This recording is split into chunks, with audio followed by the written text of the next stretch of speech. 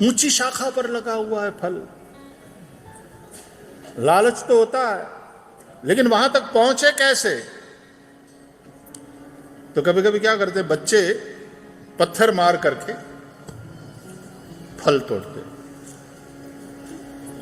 हमारे यहां भावनगर के महाराजा वो नीलमबाग पैलेस में बैठे थे, इतिहास है।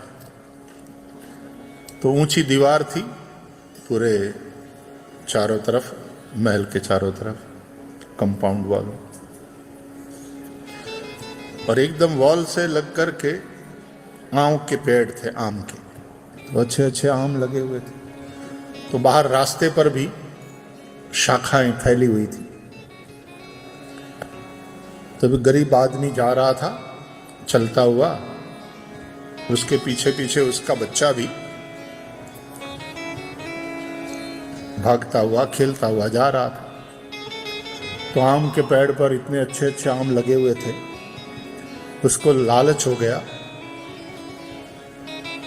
तो उसने एक पत्थर उठाया, मारा। निशाने बाज रहा होगा लड़का, ठीक निशाने पर लगा पत्थर, आम टूट करके नीचे गिरा फल। लेकिन वो पत्थर फिर वहां से आगे गया, गिरा तो कहां गिरा? अंदर गार्डन में भावनगर के महाराजा बैठे थे, आसपास सब सेवक थे, सिपाही थे। और पत्थर भी पता नहीं भावनगर महाराजा का, उसी राज्य का था ना, घनी खम्मा सरकार, खम्मा धनी ने यहां लगा, राजा को पत्थर यहां लगा। थोड़ा खून बहा और भागा दौड़ी हो गई। कौन है, कौन है, किसने पत्थर फेंका? पकड़ो पकड़ो। सिपाही तुरंत गए और यहां तुरंत वो वैद्य को बुलाया और पट्टी वट्टी लगाया। तो सिपाही यूं दौड़ करके और मेन दरवाजे से घूम करके, तो वहां वो लड़का गरीब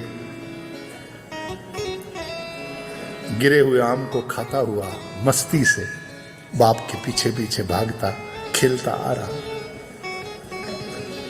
समझ गए सिपाही, पकड़ लिया दोनों बाप बेटे। वो गरीब बाप बेटा, अरे भैया कहां ले जा रहे हो? अरे बोले क्या तेरे लड़के ने ये आम गिराने के लिए पत्थर फेंका, महाराजा को लगा। लड़का रोने लगा, हाथ से आम भी गिर गया। पकड़ करके बाप बेटे को महाराजा के सामने खड़ा कर दिया। गिड़गिड़ाने लगा गरीब, महाराजा माफ कर दो, बच्चा है। महाराज साहब ने पूछा, बेटा तूने पत्थर मारा था क्या? बोले सरकार माफ कर दो, बच्चा है। तूने पत्थर फेंका? तो लड़के ने कहा कि हां, मुझे पता नहीं था आपको लगेगा। रोता हुआ, क्यों क्यों पत्थर क्यों मारा? बोले भूख लगी थी, फल लगा हुआ देखा, लालसा हुई। महाराजा आपको मारने का कोई उद्देश्य नहीं था, आपको लग गया, हम अपराधी हैं, हमें क्षमा करें। भावनगर के महाराज ने कहा, दीवान जी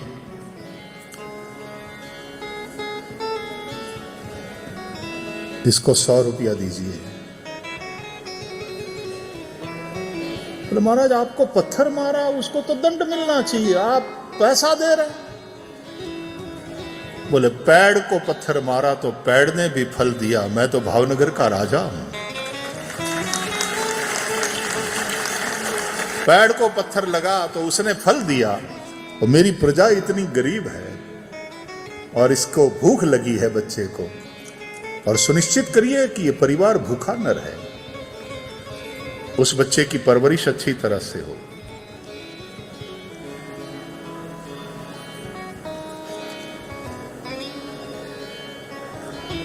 भागवत फल है, वेद रूपी कल्प वृक्ष की ऊंची शाखा पर लगा हुआ फल। वैष्णव हैं तो लालसा भी होती है, भक्त हैं हम तो लालसा भी होती है कि ये फल मिले, इसका रस मिले, लेकिन हमारी पहुंच के बाहर है। पत्थर तो मार सकते नहीं, चढ़ना हमारे बस की बात नहीं। क्या किया जाए? बस एक ही बात है, प्रार्थना किया जाए कि कोई शुक, कोई तोता उड़ता हुआ आवे, वो उस शाखा पर, उस डाली पर बैठे और वो उस फल को चांच लगावे। शुक मुखादमृत द्रव संयुतम। शुक माने तोता और शुक माने शुकदेव।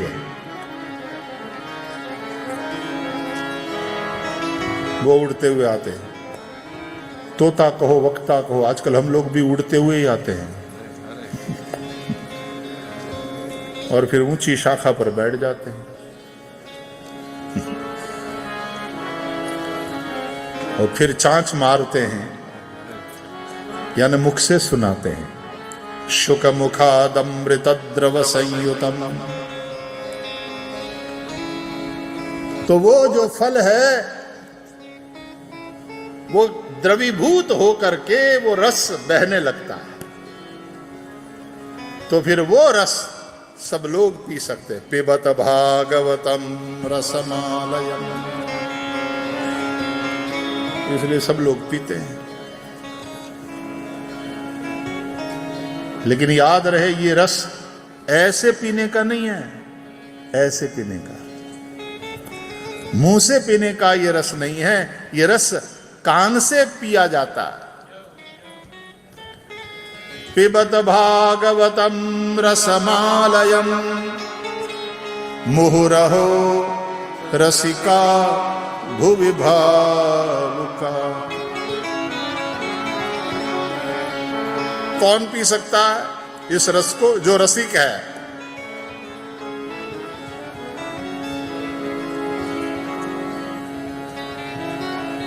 जिनको रस में रस है।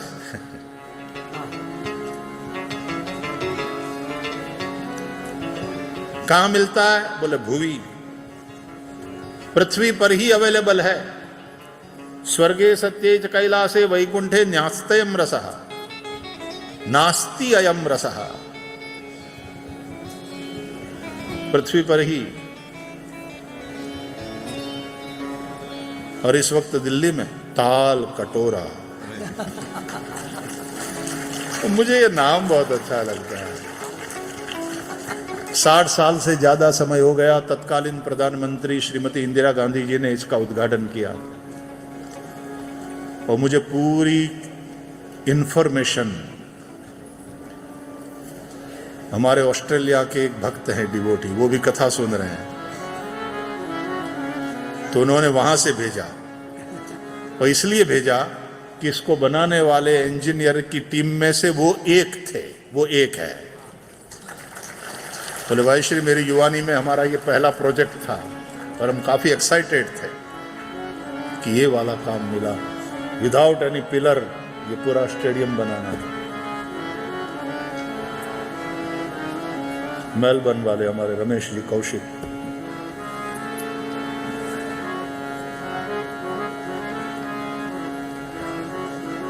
वो उस टीम में थे। उस वक्त तो युवा थे। उन्होंने अपने गुरु को भी याद किया जो मेन थे इंजीनियर, अभी मैं नाम भूल रहा हूं। अभी वो जिंदा है, अभी वो है, ऐसा उन्होंने बताया। 93, 96 समथिंग है इस वक्त वो।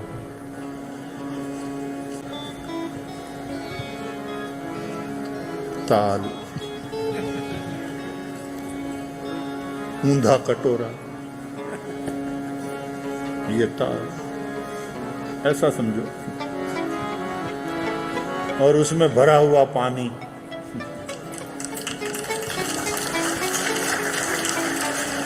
सब द्रवीभूत, लिक्विड फॉर्म, दिखे भले ही सॉलिड फॉर्म, लेकिन सभी लिक्विड फॉर्म वाले। और जब अभिभूत होते हैं तो हम तो पानी पानी हो गए।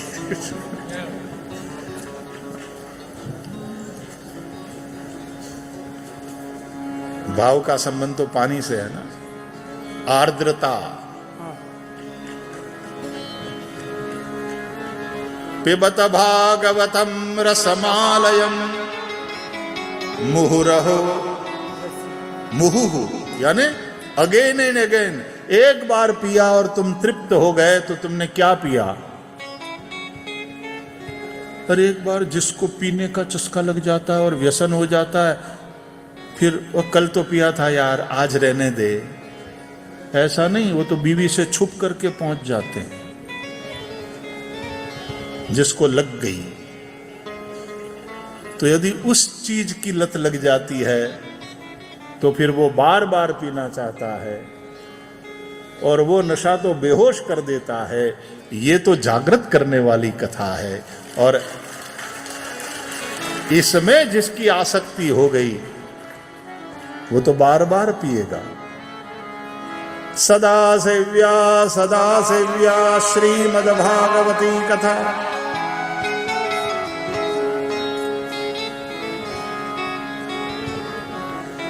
क्या क्या क्या क्या कितने कितने प्रकार के नशे करते हैं लोग। विदेश में खास करके यात्रा करते समय हवाई जहाज में वो मेन्यू कार्ड अंदर रखा रहता है सीट के, उसमें कवर में, तो पढ़ लेते हैं क्या क्या खाने के लिए है, veg and non veg items, और क्या क्या बेवरेजेस है, तो वो सब देखते हैं पूरा। तो क्यूरियसली एक बार देखा, हे भगवान, कितने टाइप की शराब अवेलेबल कराई जाती है, कितने प्रकार की। वो पीने वाले उस गुड़िया को फ्री ही नहीं रहने देते, ये ला ये ला ये ला, और हम देखते हुए फिर सो जाते हैं। क्या करें?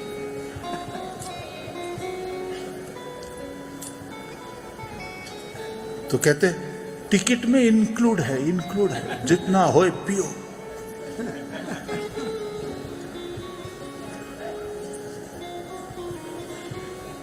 हमारे जैसे लोग तो बहुत कमाने को देते हैं उनको। यदि टिकट में इंक्लूड है तो बहुत सारी 50% तो हम यूज करते ही नहीं।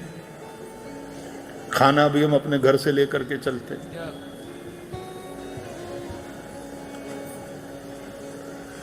हमारा टिकट वैसे सच में इन लोगों ने 60% ही लेना चाहिए, ज्यादा से ज्यादा। आप न पियो तो क्या हम करें? बोला नहीं, हम भी पीते हैं और पिलाते हैं, लेकिन अलग चीज, ये वाली। पिबत भागवतम रसमालयम, पिबत पियो, वो नशा तो बेहोश कर देगा, ये संसार से जगा देगा। होश में आ जाओगे, जाग जाओगे। तो वो बार बार पीने का मन करता है। तो जिसका प्रेम हो गया इस कथा में, वो भी मुहुरहो रसिका भुवि भावुका। मुहुहु, अगेन एंड अगेन, एक बार पिया और तृप्त हो लिए तो क्या पिया। इसलिए शौनकादि ऋषि कहते हैं, वयंतु न वितृप्याम उत्तम श्लोक विक्रमे यच्छृण्वतां रसज्ञानां स्वादु स्वादु पदे पदे।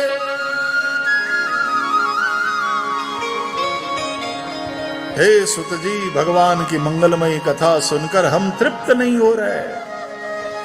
जिस कथा को सुनकर नया नया नया नया स्वाद, नया नया नया आनंद आता रहता है।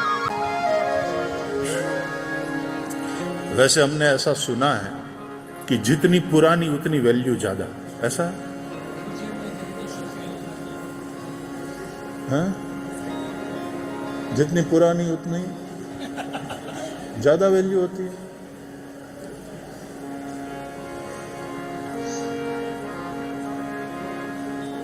ये कितनी पुरानी है।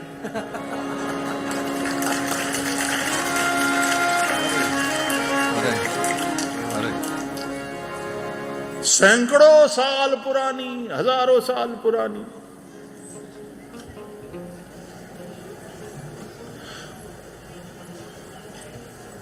और हमने ये भी सुना है कि शुरू शुरू में कड़वी लगती है, बाकी तो अनुभव करने वालों को पता है कि शुरू शुरू में कड़वी लगती है। तो काई को करते होंगे कड़वी? बोले फिर बाद में मजा आता है।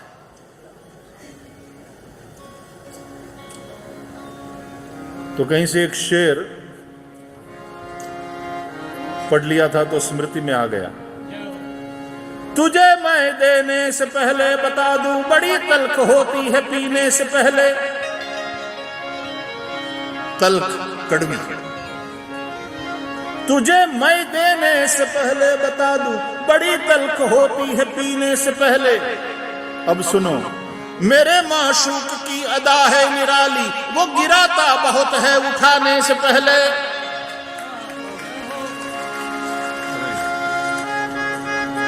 हो सकता है शुरू शुरू में थोड़ी कड़वी लगे, क्योंकि पापा ने आग्रह किया, मम्मी ने आग्रह किया, हाथ पकड़ करके ले आए, बिठा लिया, बैठना पड़ा, सुनना पड़ा। तो शुरू क्या कथा, तुम लोग जाओ।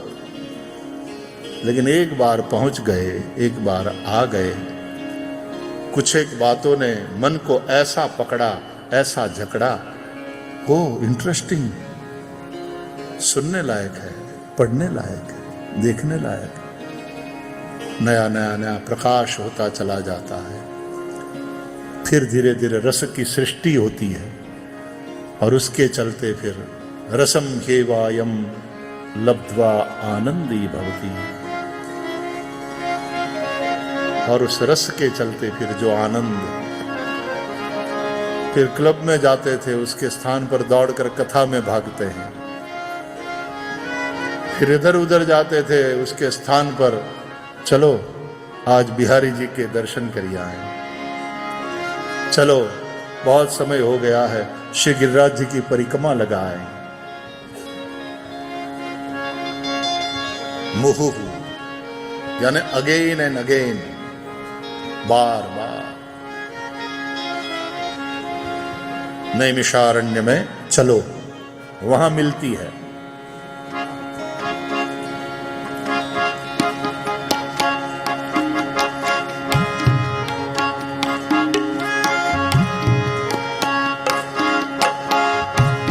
नैमिषे सूतमासीनं नैमिषे निमिष क्षेत्रे ऋषयः शौनकादयः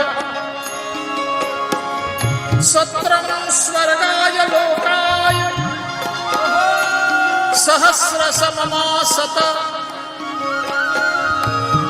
ते गदातु मुनयः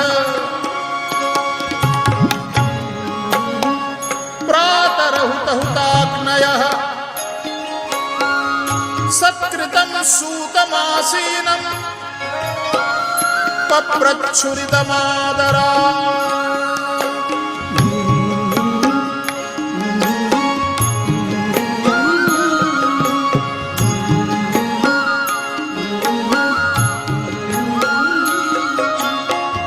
शौनकादि 88,000 ऋषि सहस्त्र वार्षिक यज्ञ सत्र के लिए एकत्र हुए थे नैमिषारण्य में। गोमती का तट है, वहां नैमिषारण्य में पेड़ पेड़ परमेश्वर का स्वरूप माना जाता है। उसकी छाया में नित्य हवन करते हैं, यज्ञ करते हैं। अनेक हवन कुंड, अनेक आहुतियां पड़ती हैं और दिव्य यज्ञ का पवित्र धुआं पूरे वातावरण को पवित्र कर रहा होता है। अपराह्न समय में श्री सुत महाराज के श्रीमुख से ये सब कथा सुनते हैं।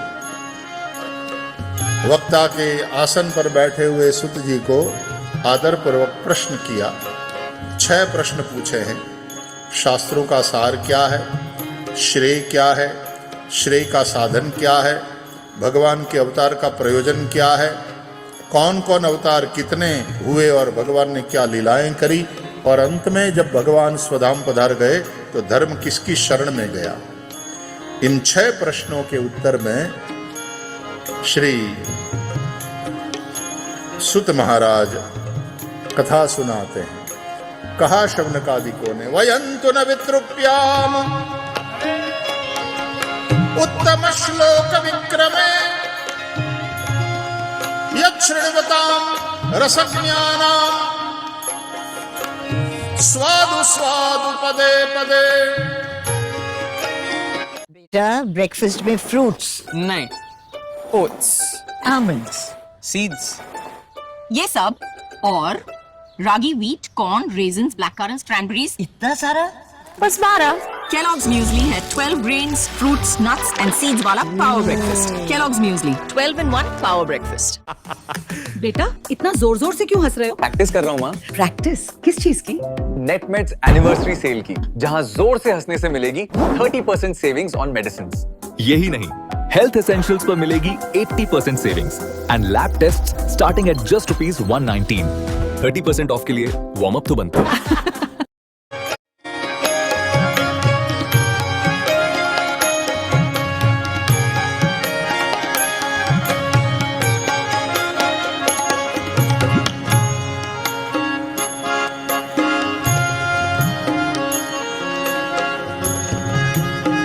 भगवान है 6 गुण वाले। वैसे तो ब्रह्म निर्गुण है, हमने कहा न स्त्री है न पुरुष है। वो जब माया विशिष्ट बनता है, अपनी प्रकृति को अपने से प्रकट करके, वो अपनी शक्ति है और अपने आप को प्रकट करता है तो ईश्वर कहलाता है, सगुण बन जाता है। और फिर सगुण से जब साकार बन जाता है तो भगवान कहलाता है। ये जो कुछ है साकार रूप श्री हरि है।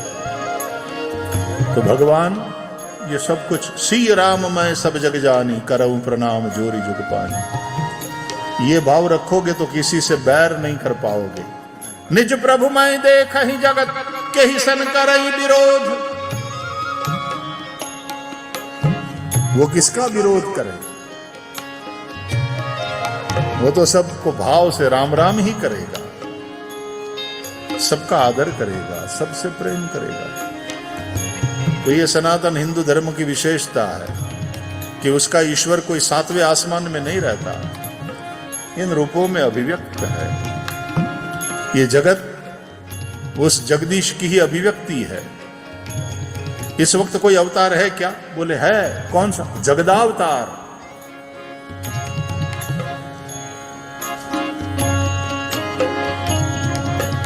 वही है, वह परमात्मा ही है, सर्वत्र सर्वदा अंतर बही। लेकिन आंख पे अज्ञान का पर्दा ऐसा लगा है कि हमको संसार दिखाई देता है। भेद है इसमें, इसमें, इसमें, उसमें, अहम इदम। और उस भेद के चलते फिर राग है, द्वेष है, और संसार के माया जाल में ऐसा फंस जाता है इंसान,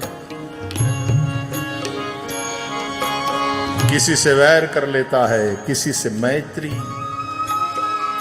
भेद हो जाता है। ये शत्रु है, ये मित्र है। जहां भी भेद है वहां अशांति है। सच्चा ज्ञान वो है जो भेद मिटा दे।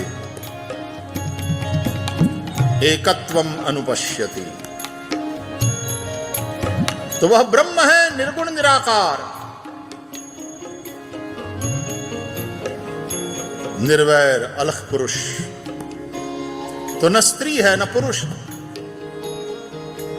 लेकिन जब वो सगुण साकार बनता है तो वो स्त्री भी है और पुरुष के रूप में भी है।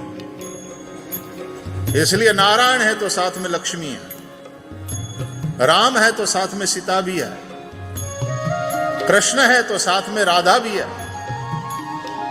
वो एक ही इन 2 रूप में प्रकट होता है, कृष्ण राधा।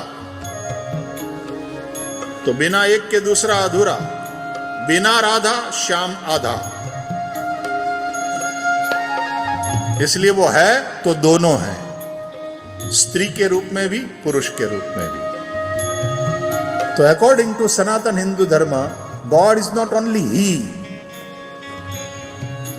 She also.